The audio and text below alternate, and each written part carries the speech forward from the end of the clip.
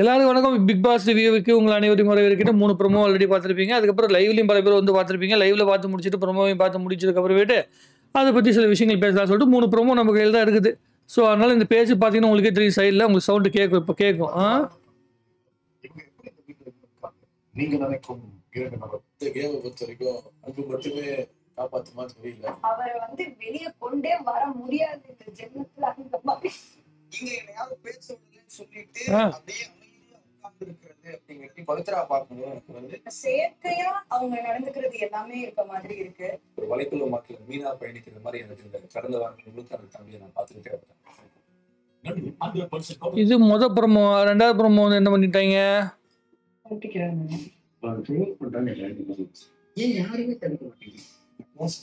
அதாவது யார் வந்து அருண் ஏன் யாருமே கேள்வி கேட்க மாட்டேன்றீங்க அப்படின்னு சொல்லிட்டு வந்து ஜாக்லின் பேசிட்டு இருந்த விஷயம் இது ஆல்ரெடி வந்து லைவ்ல போய் முடிஞ்சிருச்சு.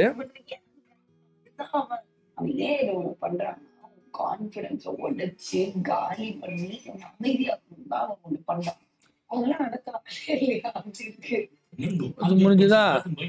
அடுத்த ப்ரோமோ நாமினேட்டட் ஜோன்ல இருந்து எந்த நபருக்கு டைரக்ட் நாமினேஷன் கொடுக்கப்படும்? என்னோட ஆப்ஷன் வந்து நானும் ரொம்ப பயன்படுத்திக்காதனால ராணுவ அவனே சொல்லிப்பான். ஏன்னா அவன் வந்து இப்போ விசிபிலிட்டிக்கு வந்தாகணும்னு சொல்லிட்டு இவ்வளோதான் வந்து பிக் பாஸில் வந்து இப்போதைக்கு ரிவ்யூ வந்திருக்கிறது. ஸோ இப்போ என்ன நிலவரம்னா, மொதல் ப்ரோமோ நம்ம என்ன பார்த்துருந்தோம், யார் வந்து உள்ளுக்குள் இருக்கணும் இருக்கக்கூடாது சொல்லும்போது நிறைய பேர் பவித்ரா தான் சொல்லிட்டு இருந்தாங்க. பவித்ரா வந்து உள்ளுக்குள்ள இருக்கிறது வந்து சரியான ஒரு ஆங்கிள் கிடையாது. அவங்க வந்து ஒரு கேம் ஆடும்போது அவங்களுக்குன்னு ஒரு சேஃப் கேம் ஆடுறாங்களா இல்லை என்ன மனநிலையில் ஆடுறாங்க அப்படின்னு புரியல அப்படிங்கிற மாதிரிலாம் பல பேர் வந்து பேசிட்டு காட்டினாங்க. அதுக்கு பிறகு வந்து டைரக்ட் நாமினேஷன் அப்படிங்கும்போது யார் வந்து நாமினேஷன் ஃப்ரீ பாஸ் கொடுத்து வந்து ஜெஃப்ரி கொடுத்துட்டாங்க. எல்லாரும் உட்காந்து பேசிட்டு இருந்தாங்க. தர்ஷிகா எப்படியாவது உருட்டி பரட்டி நமக்கு வாங்கலாம்னு சொல்லி ட்ரை பண்ணாங்க. ஆனால் அது நடக்கலை, எல்லாம் தூக்கி எறிஞ்சிட்டாங்க. அதுக்கு பிறகு ஜெஃப்ரி வந்து தப்பிச்சிட்டான் இந்த வாரத்துக்கு. எனக்கு தெரிஞ்சு தர்ஷிகா தான் இந்த வாரம் வந்து டார்கெட் பண்ணி தூக்க போகிறாங்கன்னு நினைக்கிறேன். ஏன்னா கேம் ஆட முடியல, தனக்குன்னு ஒரு ஐடியாவில் வந்து கேம் ஆடிட்டு இருக்கிற மாதிரி ஒரு ஃபீலிங்கில் வந்து சுற்றிட்டு இருந்துச்சு. அதனால் தர்ஷிகாவுக்கு நிறைய வாய்ப்புகள் உண்டு. எப்படின்னா வந்து நம்ம ராணவ வந்து பார்த்திங்கன்னா நாமினேஷன் ஜோனுக்குள்ளே போனால் கூட பையன் அவ்வளோ சீக்கிரம் வெளியே அனுப்ப மாட்டாங்க. ஏன்னா அந்த பையன் ஒன்றும் பெருசாக ஏதோ கண்டென்ட் கொடுத்துட்ருக்கான்ல, உள்ளுக்குள்ளே உட்காந்து ஏதோ உருட்டிக்கிட்டு கண்டென்ட் கொடுத்துட்ருக்கான்.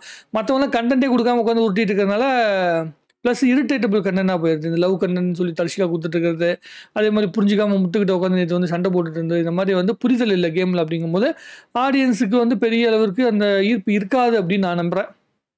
ஒருவேளை நாளைக்கு தர்ஷிகா வெளியே போனாலும் ஆட்சிப்படுறதுக்கு இல்லை.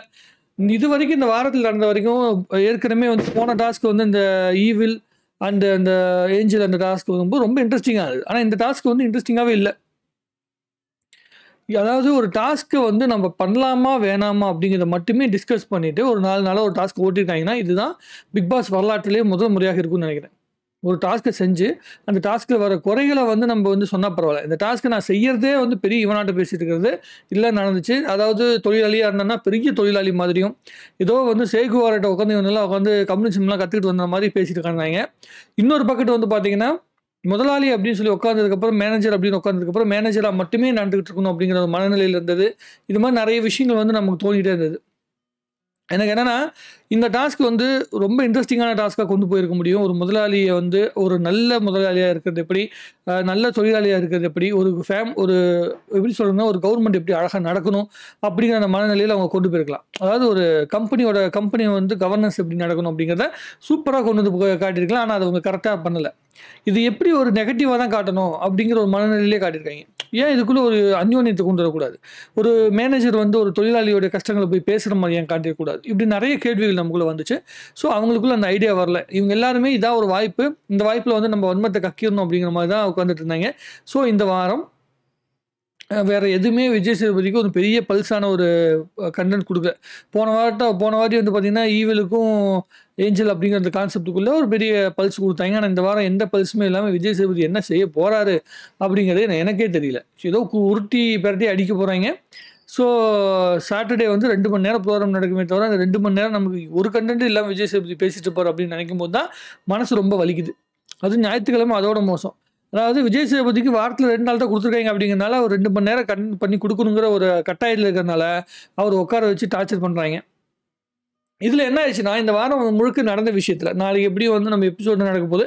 அதனால் எனக்கு தோன்ற விஷயத்த சொல்கிறேன். நான் டெய்லி பார்த்துட்டு தான் இருக்கிறேன். ஆனால் என்ன பிரச்சனைனா, இதில் உட்காந்து ஏன் இது ஏற்கனவே போட்டுட்ருக்காங்க, அவங்க போட்டாங்கன்னா ஒரு யூஸ்ஃபுல்லாக இருக்கும், நம்ம போட்டு என்ன பிரயோஜனம் அப்படிங்கிற மாதிரி தோண ஆரம்பிச்சிச்சு. அந்தளவுக்கு வந்து கண்டென்ட்டுக்குள்ள ஒன்றுமே இல்லை. ஆனால் நேற்று நடந்த ஒரு விஷயம் வந்து எனக்கு ரொம்ப ஹர்ட்டிங்காக இருந்தது. என்னென்னா, முத்துக்குமார் வந்து நேற்று வந்து சைக்கிள் ஓட்டும்போது தப்பாக சைக்கிள் ஓட்டிட்டான்.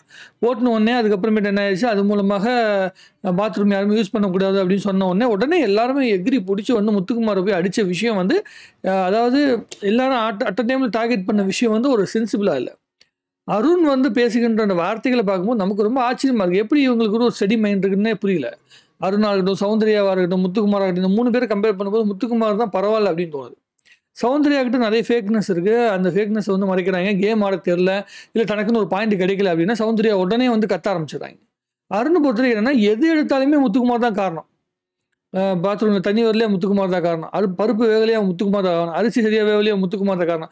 எதுக்கு எடுத்தாலும் முத்துக்குமார் தான் காரணம்னு சொல்கிறதுக்காக மட்டுமே அருண் பிரசாத் உள்ளுக்குள்ள இருக்க மாதிரி தெரியுது. ஏன்னா விசிபிலிட்டி யாருக்கு கிடைக்குதோ அவங்க நம்ம டார்கெட் பண்ணால் நமக்கு ஒரு விசிபிலிட்டி கிடைக்கும் அப்படிங்கிறது அருண்குமாரோடைய ஸ்ட்ராட்டஜி. அந்த ஸ்ட்ராட்டஜி எந்த அளவுக்கு வந்து அருண்குமார்கிட்டே இருக்க பாருங்க. அருண் பிரசாத் எத்தனை நாளைக்கு வந்து அருணுக்கு வந்து ஹெல்ப் பண்ணும் அப்படிங்கிறது எனக்கு தெரியல. ஆனால் வந்து சத்யா மாதிரியான நாட்களுக்கு இது ஹெல்ப் பண்ணுது. சத்யா மாதிரியான நாட்களும் உள்ளுக்குள்ளே உட்காந்து அப்படியே அமைதியாகவே நகர்த்திட்டு கொண்டு போயிட்டுருக்காங்க. அவங்க எப்படி அது வந்து அடாப்ட் ஆகிருக்காங்க அப்படிங்கிறது நம்மளால் புரிஞ்சிக்க முடியல. பயங்கரமாக உருட்டுறாங்க. ஆக இந்த கேமை பொறுத்த வரைக்கும் ஒரு விஷயம் பொறுத்த வரைக்கும் என்னென்னா, இப்போ முத்துக்குமாருக்கு நேற்று கிடைச்ச அந்த பல்ஸ் இருக்குல்ல, ஏன் வந்து தர்ஷிகா அப்படி பேசுகிறது ரொம்ப ஹர்ட் ஆச்சு அப்படிங்கிற விஷயமா இருக்கட்டும், அந்த வார்த்தைகள் இருந்த அந்த பெயினர்லாம் வந்து கொஞ்சம் புரிஞ்சிக்க முடிஞ்சுது. அதாவது என்கிட்ட நேரடியாகவே நீங்கள் கேம் ஆடலாம், ஏன் வந்து என்கிட்ட வந்து மறைமுகமாக கேம் ஆடுறீங்க அப்படிங்கிற அந்த பையனுடைய அந்த ஒரு ஏக்கம் வந்து நம்மளால் புரிஞ்சிக்க முடிஞ்சது. அது ஒரு பாசிட்டிவாக அவனுக்கு கொண்டு போய் சேர்த்தா இல்லை நெகட்டிவாக கொண்டு போய் சேர்த்தா அப்படிங்கிறத பொறுத்து தான் பார்க்கணும். இதான் இன்றைக்கி நடந்திருக்கிற விஷயம். இல்லை அன்ஷிதாவோட கேரக்டராக இருக்கட்டும், எல்லாருமே வந்து என்னென்னா கேம் ஆடி முத்துக்குமாரோட கேமை வந்து டைலூட் பண்ணுறதுக்கு என்னென்ன முயற்சி பண்ணாங்க அதை பண்ணாங்க.